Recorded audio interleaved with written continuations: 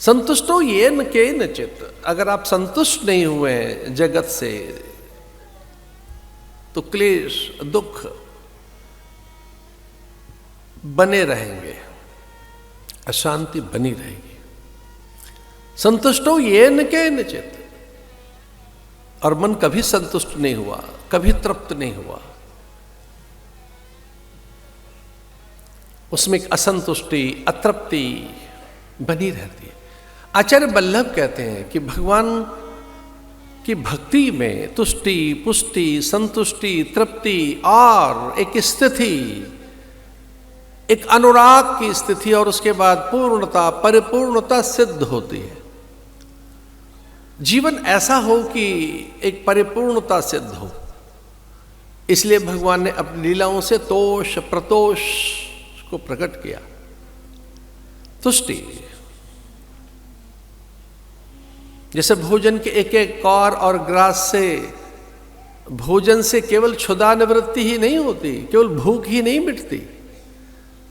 तुष्टि पुष्टि संतुष्टि रस वृद्धि रूप लावण्य और देह निर्मिति आकार वृद्धि स्निग्धता मांसलता मादकता, एक अलग आकर्षण विमोहन सम्मोहन पैदा होता है आहार से।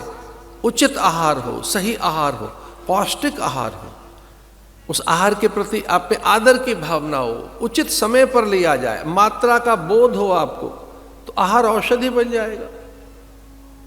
आहार ही औषधि बन जाएगा। आहार रोग का कारण नहीं बनेगा।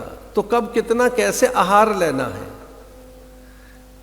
आहार में जल कितना लेना है, उसकी मात्रा कितनी हो, आहार भी हो तो स्निग्ध हो, सरस्य हो, रसपूर्ण हो, आहार में रस कितना हो, जल कितना हो, दूध की मात्रा, फल शाक की मात्रा कितनी हो, उस अन्न की प्रकृति में उसे आंच तपिश कितनी मिले, वो चबाने योग्य है, पीने योग्य है, चाटने योग्य है, या ऐसे ही वो कौर कौर ग्रास ग्रास कर कर उसे संपूर्ण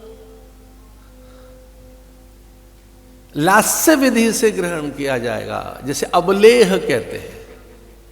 वैसी भक्ति, वैसे साधन, अनेक प्रकार के साधन ऐसे हैं जो हमें संतुष्ट करते हैं, सहज कर देते हैं। केवल आध्यात्मिक गलियारे में ही आपको संतुष्टि मिलेगी, यही सुबलता अनुभव होगी, यही बल अनुभव करोगे, यहीं से जय अनुभूत होगी। जब तक इंद्रियों को नहीं जीत लोगे, विजयी नहीं माने जाओगे। कोई भी पराजित कर देगा, कोई भी आपको जीत लेगा, कभी भी। और अगर आपने अपनी इंद्रियां जीत ली तो कोई परास्त नहीं कर सकता, कभी भी। न कोई रूप, न धन, मान, प्रतिष्ठा, ऐश्वर्य, कोई भी पदार्थ ऐसा नहीं है जो आपको भटकाए, आप में अपूर्णता अधूरेपन का ज्ञान करा दे, आप में लज्जा ग्लानि और हीनता का बोध कर दे। फिर संसार में कोई पदार्थ ऐसा नहीं। बड़े बड़े पद बहुत छोटे से दिखने लगते हैं, बौने से, बहुत उनके कोई आकार ही नहीं रह जाते, वो क्षणिक दिखते हैं, वो तनिक से दिखते हैं। अरे जिन्होंने संसार भोग लिया वो राजा ही तो सन्यास लेते थे। यह सन्यास केवल भिक्षावृत्ति नहीं है, दैन्य नहीं है, हीनता अल्पता नहीं है, न पलायन है, न नैराश्य है, न यूं ही अज्ञानता में अपनों से मुंह फेर लेना है, यूं ही गेरुआ लपेट लेना है। इसे संसार के अनेकों राजा अनेकों युगों तक धारण करते रहे इस व्रत को,